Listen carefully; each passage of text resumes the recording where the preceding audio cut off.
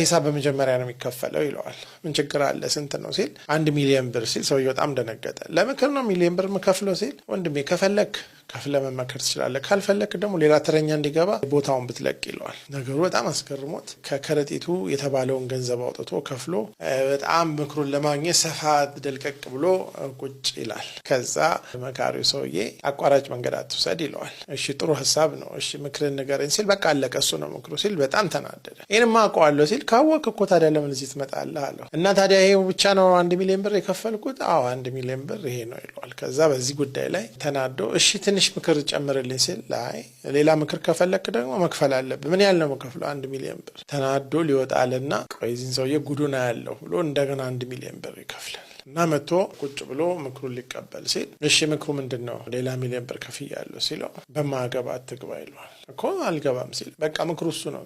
አሁን ጭራሽ ሰውየው ሊነቅል ሆነ። እሱ 1 ሚሊዮን ብር ለማግኘት ምን ያህል እንደሚደክም ያውቃልና ተናዶ ከክፍሉ በሩን ደርግሞ ሲወጣ ሰዎች አግኝተውት ምን ነው ምናናደደው ሲል ይህ ሰውዬ ይቀልዳል ባካችሁ፣ ምክር እያለ የምናውቀውን ነገር እየነገረ ገንዘባችን ሊጨርስ ነው ሲል አይ የዚህ ሰውዬ ምክር በጣም ጠቃሚ ነው፣ ይሰራል፣ ይጠቅሞታል፣ ግድ የሎትም ሲባል እንዲያው አሁን ለመጨረሻ ጊዜ 1 ምክር ብቻ ወስዳለሁ ብሎ ሌላ 1 ሚሊዮን ብር ከፍሎ እንደገና ወረፋውን ጠብቆ ሲገባ እሺ አሁን መጥቻለሁ፣ ምን አለ እባክህ ጌታው፣ እኔ 2-3 ዓመት ነው የምጓዘውና ዝም ብለህ የማውቀውን ነገር ከምትነግረኝ ደህና ምክር ብትሰጠኝ ይህ የመጨረሻ እድል ነው የምሰጥ ብሎ ቁጭ ሲል አየውና ምክር እኮ ዋናው ብዛቱ አይደለም፣ አንደኛ ጥራቱ ነው፣ ሁለተኛ አንተ ሄደህ ያንን ነገር መተግበርህ ነው እንጂ ማወቅህ አይደለም ይለውና እሺ በቃ ተወው እኔ አሁን ጊዜ የለኝም ምክሩን ስጠኝ ሲለው ሳታጣራ ምንም ነገር አታድርግ ይለዋል። እሺ አላደርግም ግን ምክሩስ ሲለው እሱ ነው ምክሩ ይለዋል። በቃ እንደተናደደ ጥሎ ይሄዳል። በሳምንት በማይሞላ ጊዜ ውስጥ ወደ ንግድ ጉዞ መንገድ ይጀምራል።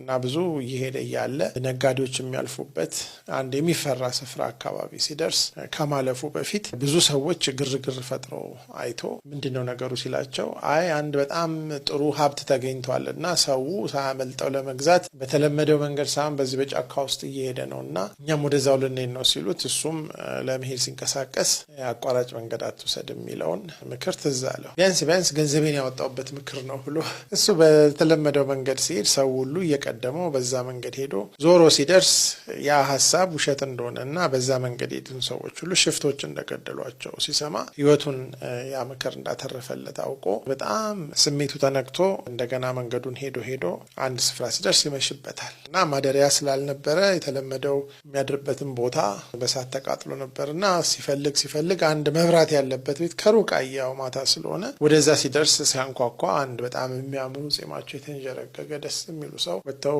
ምን ፈልገህ ነው ወዳጄ ሲል አይ የመሸበት እንግዳ ነኝ መሽቶብኝ ነው እና ብታሳድሩኝ ብዬ ነው ይላቸዋል። ከዛ ያስገቡታል። ቤት እንደገቡ ትንሽ ከተጫወቱ በኋላ እራት ይቀርባል። ራት ከቀረበ በኋላ ባለቤትየው ከጓዳ ሲወጡ በጣም የሚያስፈሩ ሴትዮ ናቸው። ትልቅ ጺም አላቸው። በጣም አጭር ሰው ናቸው። አይናቸው ያስፈራል እና ባለቤቴን አተዋወቃት ሲላቸው እጅ ነስቶ ሰላምታ ካላቸው በኋላ ነገሩ እየከነከነው እየበላ እያለ ከራት በኋላ ሴትዮዋ ተሰናብተው ሲወጡ ዶርሶን የመሰለ ሰው እንዲህ አውሬ የሚመስሉ ሴትዮ ለምን አገቡ? እንዲህ ጥሩ ሰው እና ሴትዮዋ ደግሞ በጣም ነጫጫም ስለሆኑ ልምከረው ይህን ሰውዬ ብሎ ከዛ ሁለተኛው ምክር ትዝ አለው። በማያገባ አትግባ የሚለው አሁንም ጥርሱን ነቅሶ ቢያንስ ከፍዬበታለሁ ብሎ ጸጥ ብሎ መኝታውን አሳዩት። አደረ። ከዛ ጠዋት ቁርስ ተበልቶ ከመሰናበቱ በፊትና አንድ ነገር ላሳይ ብለው ወደ ጓሮ ይዘውት ሄዱ። ከዛ ጓሮ ሲያይ የሰው አጽም ተከምሯል። አንዳንዱ ገና በቅርብ የሞተ ሰው ነው እና ይሄ ሁሉ ሰው ምን እንደሆነ ታውቃለህ? እንዳንተ ማታ መጥተው መሽቶባቸው አስተናግጃቸው መጨረሻ ላይ የምወዳትን ባለቤቴን እንድፈታ እሷ ላይ ክፉ ቃል ሲናገሩ ያው ደግ ላረገለት ክፉ የሚናገር ሰው እዳው ሞት ነው እና የመጀመሪያው ሰው ነው ከዚህ ቤት ሳትገደል ይወጣ ሲሉት ይሄ 1 ሚሊዮን ብር እውነትም አተረፈኝ ብሎ ስራውን ጨራርሶ ከ3 ዓመት በኋላ ሲመለስ ወደ ሰፈሩ እየቀረበ እያለ ትልቅ ድግስ አለና እሱ ወደ ሰፈሩ እየቀረበ ሲመጣ ሰዎች መጥተው ምንድነው የድግስ ሲላቸው የእርሶ ራሶት ባለቤት ዛሬ ሰርጋቸውን ያገባሉ ሲል በጣም ተናዱ።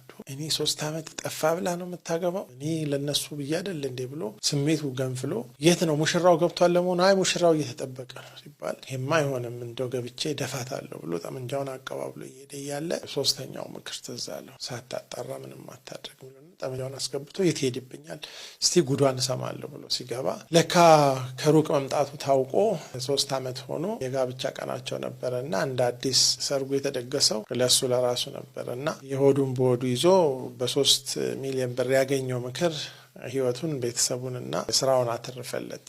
እንግዲህ በገንዘቡ ከዚህ የተሻለ ምን ሊገዛበት ይችል ነበር? እነዚህ ጥበቦች በጣም ትንሽ ምክር ነው የሚመስሉት። አቋራጭ አለመውሰድ፣ በማያገባን አለመግባት፣ ሳናጣራ ምንም አለማድረግ። አሁን ባለንበት የሶሻል ሚዲያ ዘመን እና በብዙ ነገሮች ወሬ በሚበዛበት ዘመን እና ሰዎች ቶሎ መክበር በሚፈልጉበት ጊዜ ከነዚህ ከሶስቱ ውጪ ህይወታችንን እያከሰረ ያለ ምን ነገር አለ? እንግዲህ እኔ 1 ሚሊዮን ብር አላስከፍላችሁም፣ ያው የኔ ስላልሆነ ምክሩ። ሁላችንም አቋራጭ ባንወስድ፣ በትክክለኛው መንገድ ብንሄድ፣ ትክክለኛውን ነገር ብንናገር፣ በማያገባን ባንገባ፣ እንደዚሁም ደግሞ ሳናጣራ ብዙ ወሬ ባናናፍስ፣ ብዙ ድርጊቶችን ባናደርግ መጀመሪያ የራሳችን ህይወት ሰላምና ስኬት ያለው ይሆናል። ቀጥሎ ቤተሰባችን፣ እንዲሁም ለሀገራችንም ትልቅ መድኃኒት ልንሆን እንችላለን እና እናንተም ከዚህ ምክር ጋር እንድትቆዩ እያሳሰብኩኝ አቋራጭ አትውሰዱ፣ በማያገባችሁ አትግቡ፣ ሳታጣሩ ምንም አታድርጉ።